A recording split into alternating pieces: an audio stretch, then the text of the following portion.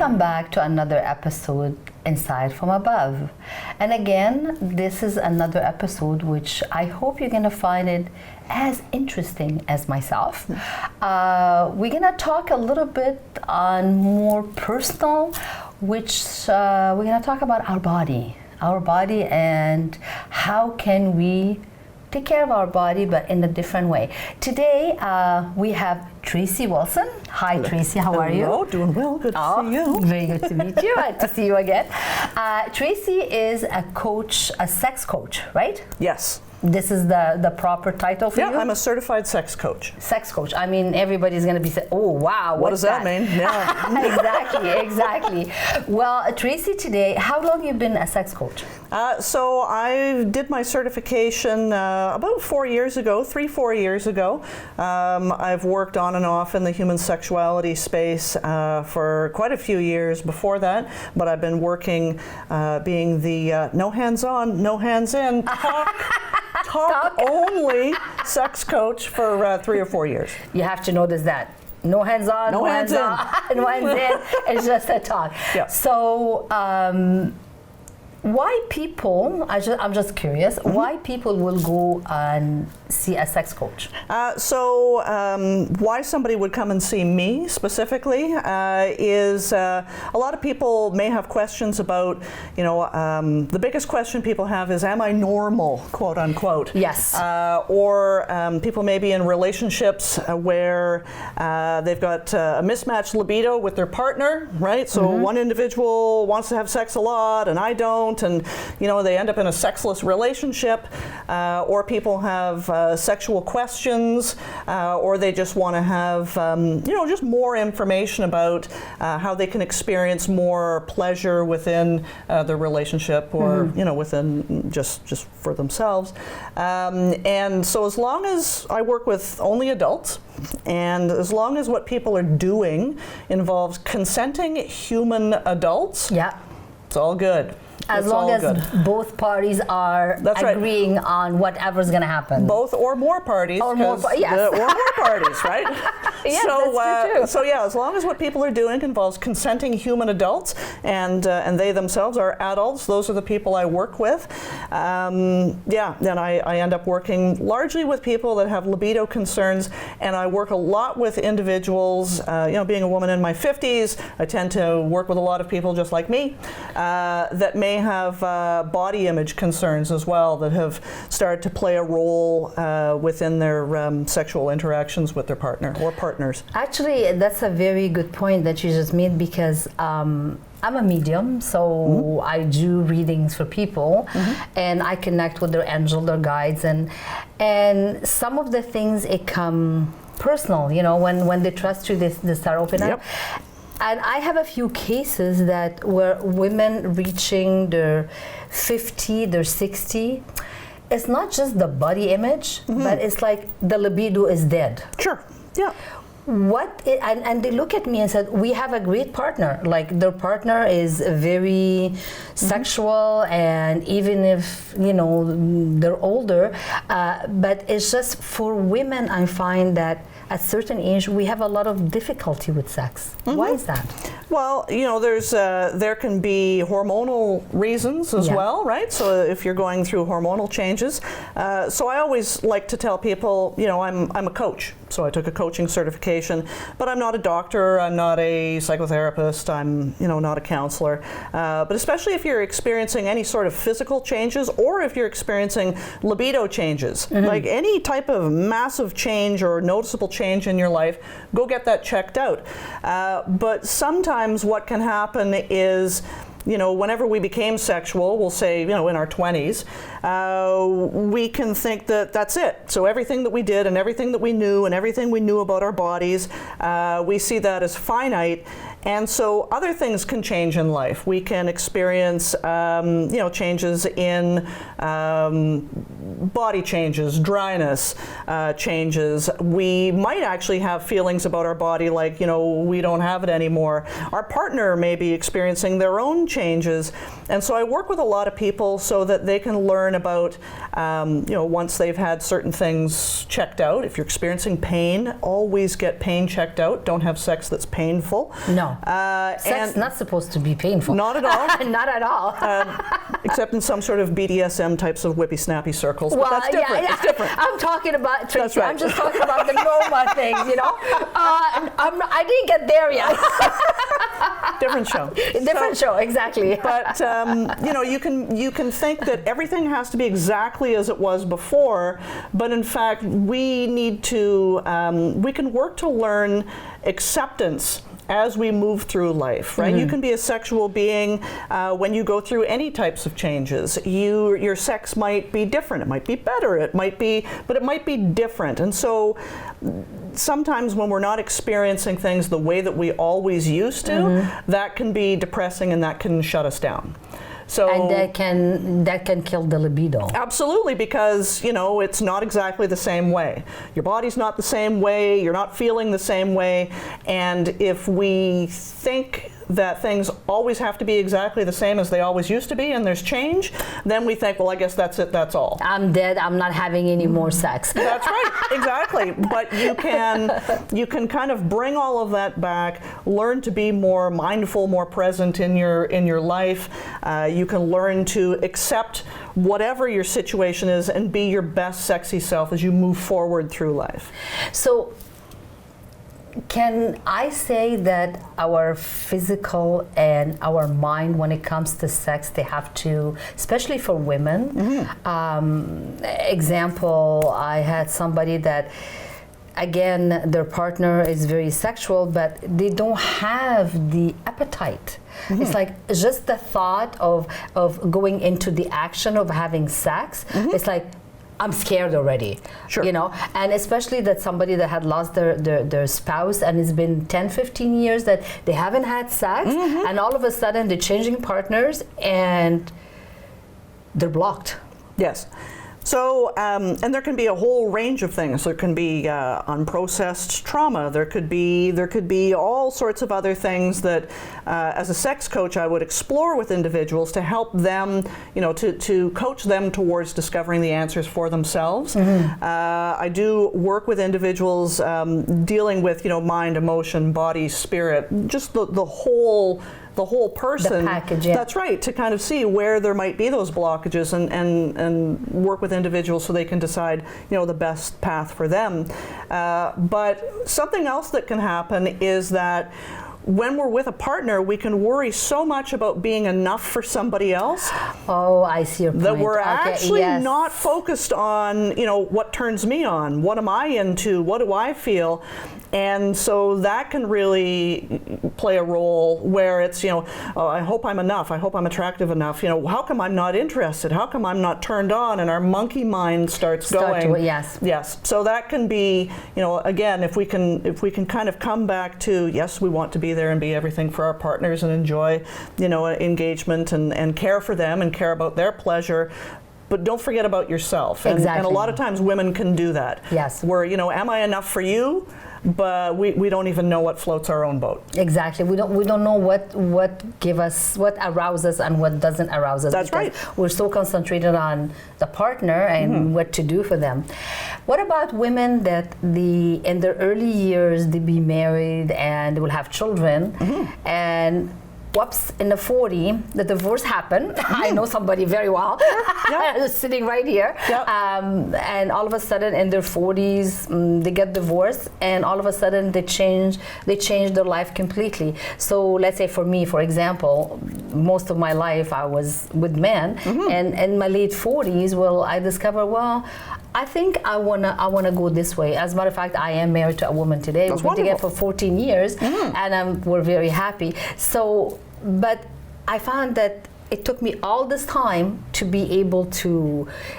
I'm not saying I didn't enjoy my time with men, but why did this happen for women, and why does it happen so late in life?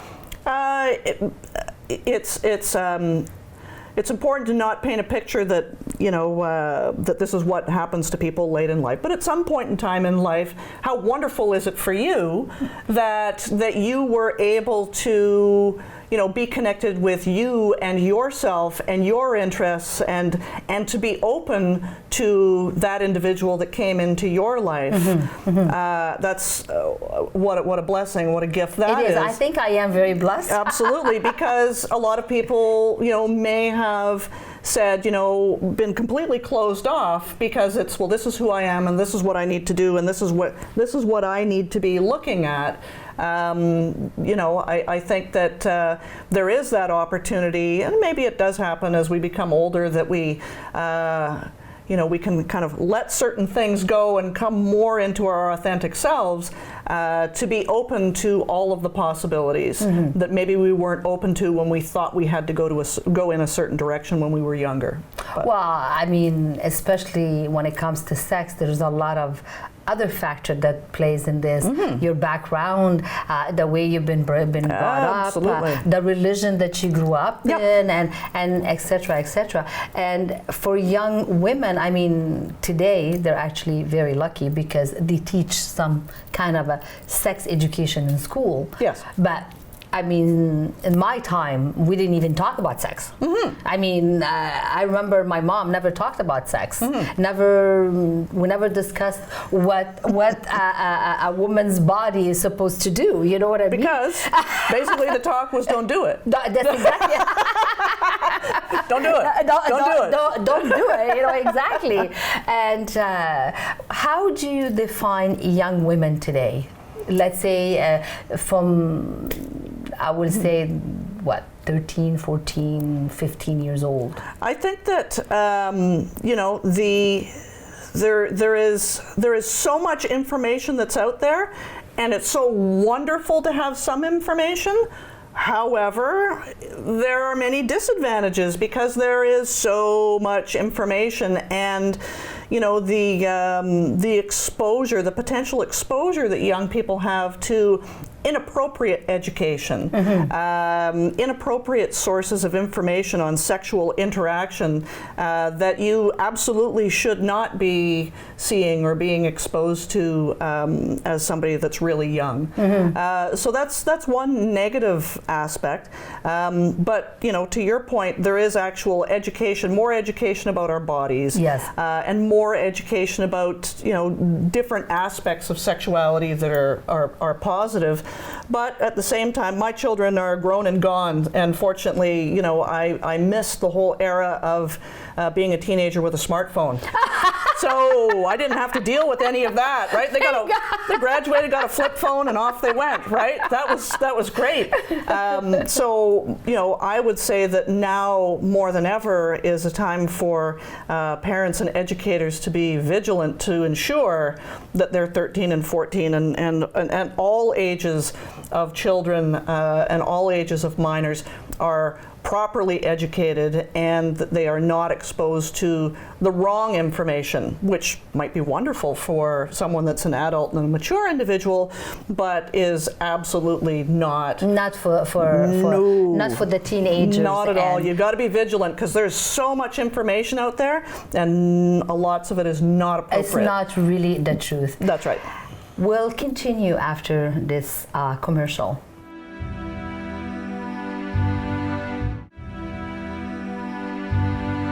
We were talking about the teenagers and how they have access to so many information on the internet. And Tracy was saying that most information, yes, there is good information that they can capture from the internet, but also there is very harmful information that they can get.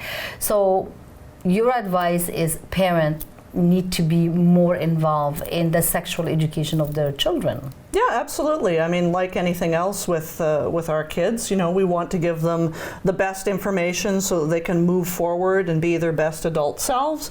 And so, there's so many helpful tools now because we can just say, oh, go Google it. But at the same time, we want to filter. How do the Northern Lights work? I don't know. Google it. Right? They have all these answers that we don't have. But with sexuality, it's really important to monitor that sort of thing to make sure that they're only witnessing the right things that you believe are right for your child. Absolutely. Instead of getting the wrong information. And we all know we were teenager once and we didn't have what they have today. We did not. We had to ask and we had to dig and we had to find out, and sometimes it wasn't the right information at all. But at least what we found back in the day might have been like, oh no, a magazine.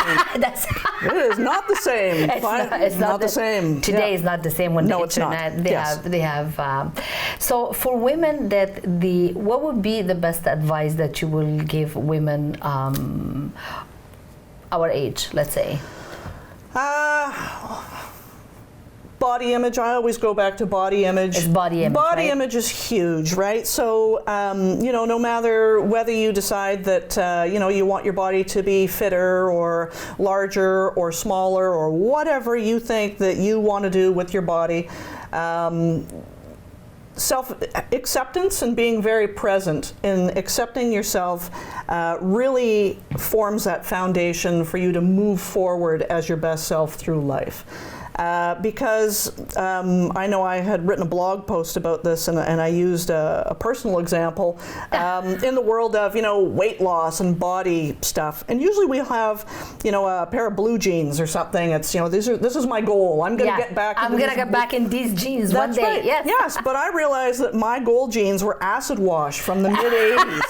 So if your gold blue jeans are acid wash, maybe you got to rethink a few things, right? Exactly. Like, is that it? Really? I think I'm going to, and I think that some of the best things that we can do are to accept our bodies, and then from a sexual perspective, get familiar with your own body, get familiar with, your own sexual self, and what turns you on, and what are you interested in, and also how do your bits and pieces work? Well, I see you holding a little demonstration or a little pillow, if I yes. So can you introduce your little friend?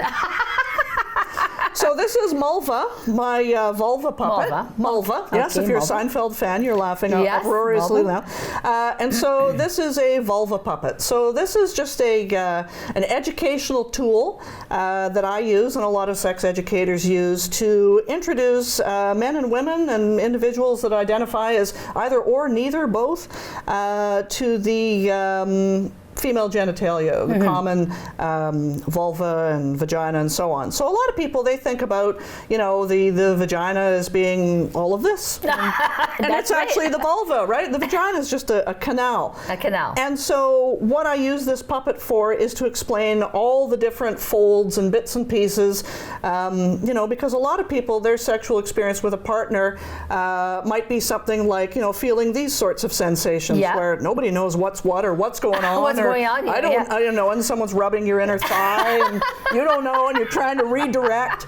But, having some sort of education about your own anatomy, we're not going to do it today, but, I encourage people to, in the privacy of their own home, get out a mirror, have a look at your own genitals, become familiar with your own body, and, explore alone. If that's your belief system, some people don't believe in exploring themselves by themselves as part of their beliefs. That's cool. Make sure your partner's there and explore together.